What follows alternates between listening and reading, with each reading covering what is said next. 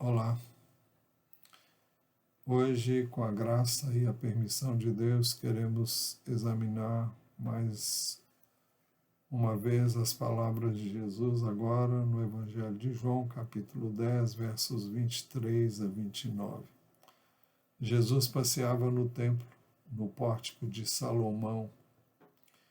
Era um alpendre coberto e que ficava numa grande extensão do lado de fora do templo, em Jerusalém. E a razão de Jesus estar ali naquela área coberta, ela era semi-coberta, porque ela era aberta dos lados, mas é porque seria inverno. Pelo menos essa informação nós temos no verso anterior. E quando ele estava ali, os judeus o rodearam e disseram: até quando você nos deixará neste suspense? Você é o Cristo, diga francamente. A palavra Cristo é uma palavra grega que corresponde ao hebraico Messias, e a palavra Messias significa ungido, o ungido de Deus. E as páginas do Antigo Testamento nos dão conta de que Deus enviaria o Messias. E quando ele viesse, ele deveria ser ouvido, e os judeus aguardavam durante muitos anos seguidos, aguardaram a vinda do Messias. E então estão perguntando a Jesus se ele era o Messias. Eles tinham uma ideia de um Messias revolucionário, um Messias que seria um líder político que viria para libertar os judeus que naquela época estavam debaixo do domínio romano, pudesse constituir uma nação independente, livre do Império Romano. Mas Jesus não veio com esse propósito. Ele disse em mais de uma vez que o seu reino não era deste mundo e que ele viera para estabelecer o reino de Deus, mas não nesse contexto. Era um reino espiritual. Mas Jesus confirmou que ele era o Messias, que ele era o Cristo, o ungido de Deus, o enviado de Deus. Ele disse: já falei, mas vocês não acreditam. Jesus já havia dito isso algumas vezes. E em João 3,17, por exemplo, nós lemos assim: porque Deus enviou seu Filho ao mundo não para que condenasse o mundo, mas para que o mundo fosse salvo por ele. Aqui ele se declara como o enviado do Pai, como o Filho do Pai. Depois, em João 7,16, Jesus disse: o meu ensino não é meu, mas daquele que me enviou, se referindo ao Pai. Em João 7,29, ele se referiu ao Pai dizendo: eu o conheço porque venho da parte dele, ele me enviou. E ele disse isso muito mais vezes, e se você se der ao trabalho de examinar as páginas do Evangelho de João, por exemplo, você vai encontrar essa declaração dita por ele várias vezes e de várias formas. Mas Jesus respondeu, quando ele foi inquirido se seria ele realmente o Messias, o Cristo, ele disse: já falei, mas vocês não acreditam. Jesus, então, havia afirmado várias vezes, mas eles não acreditam. Ele afirmou ainda: as obras que eu faço em nome do meu Pai dão testemunho de mim. Ele se referia às curas que ele fazia, os milagres. Ele já fizera vários milagres que são relatados neste Evangelho, desde o início do mesmo até aqui. Nós já vimos alguns deles, mas, não obstante, eles não criam. E ele afirma, e ele explica por que eles não criam. Mas vocês não creem porque não são das minhas ovelhas. Essa era a razão pelas quais eles não criam. Ele disse: as minhas ovelhas ouvem minha voz, eu as conheço e elas me seguem. Então, as ovelhas de Jesus, elas têm três características, se assim podemos dizer. Elas ouvem a voz de Jesus, elas ouvem as suas palavras, e ouvir aqui não significa simplesmente escutar.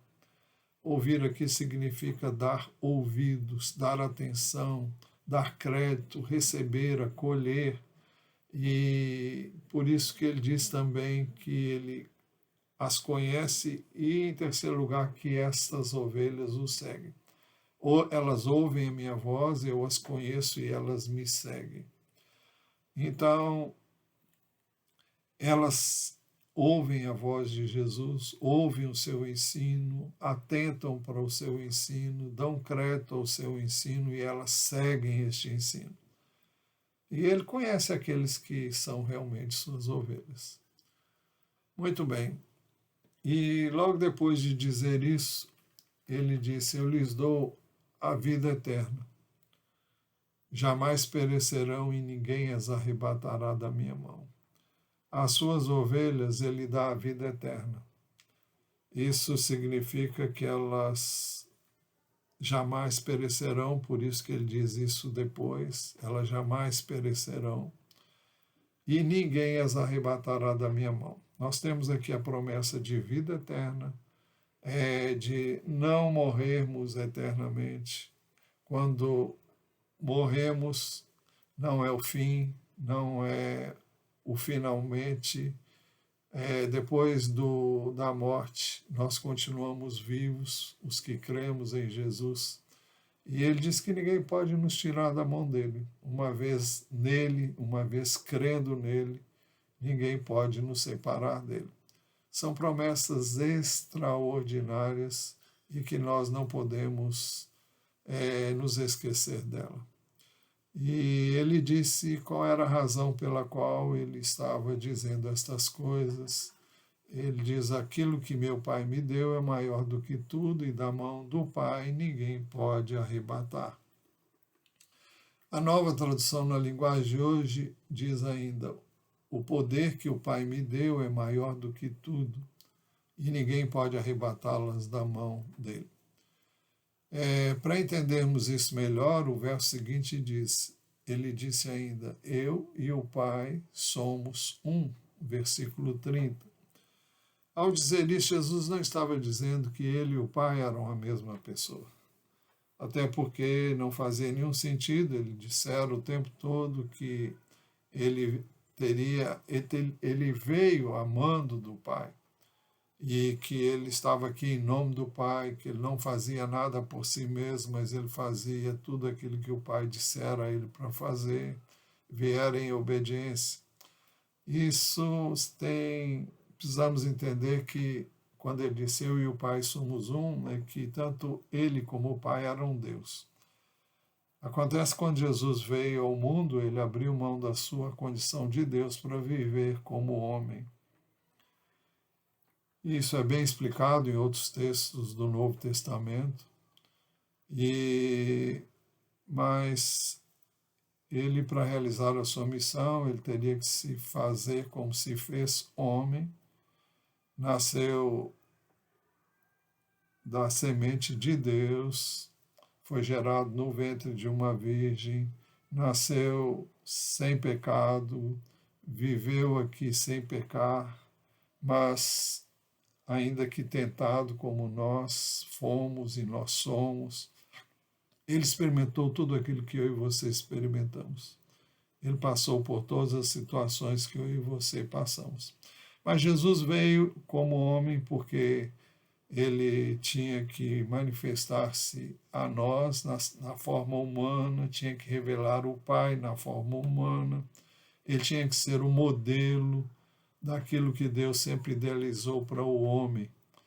E ele veio para viver todo o propósito de Deus para nós que hoje temos crido nele como Messias, como Cristo de Deus, como o enviado de Deus. Para isso ele foi à cruz, ele ali derramou o seu sangue, ele morreu por nós, ele derramou o seu sangue para nos redimir de todo o pecado. A palavra de Deus diz que ele é a nossa justiça. Ele recebeu sobre ele as nossas transgressões, o castigo que nos traz a paz estava sobre ele, por suas machucaduras, por seus ferimentos, nós somos sarados. Significa que através da morte de Jesus nós temos perdão, purificação e salvação. Não por sermos melhores do que qualquer pessoa, mas porque cremos e recebemos Jesus como nosso Salvador, nosso Redentor. Pois bem, então esta é a palavra que nós queríamos trazer a você hoje. E se você crer em Jesus, se você der crédito às suas palavras, ao seu ensino, você também será uma de suas ovelhas. Se você seguir o seu ensino, e só pode seguir quem nele crê, e só pode viver este ensino pela fé quem crê nele, quem crê nas suas palavras. Então, você é convidado também a tomar essa decisão. Basta que você confesse com a sua boca, crer em Jesus. Você pode falar, dizer isso a qualquer momento. Basta que você diga, Senhor, eu creio em Ti e Te recebo como meu Salvador e Senhor. Mas se você tem dúvidas ainda, leia a palavra de Deus, especialmente, repito, porque já disse muitas vezes, leia o Evangelho de João. Antes de ler, peça que Deus fale ao seu coração e deixe Ele revelar a você quem é Jesus. E você nunca mais será a mesma pessoa. Que Deus o abençoe e você faça uma boa escolha, faça uma boa decisão, a de crer em Jesus, a de seguir Jesus e experimentar toda a plenitude de vida que Ele planejou para mim e para você. Que Deus o abençoe nesta experiência.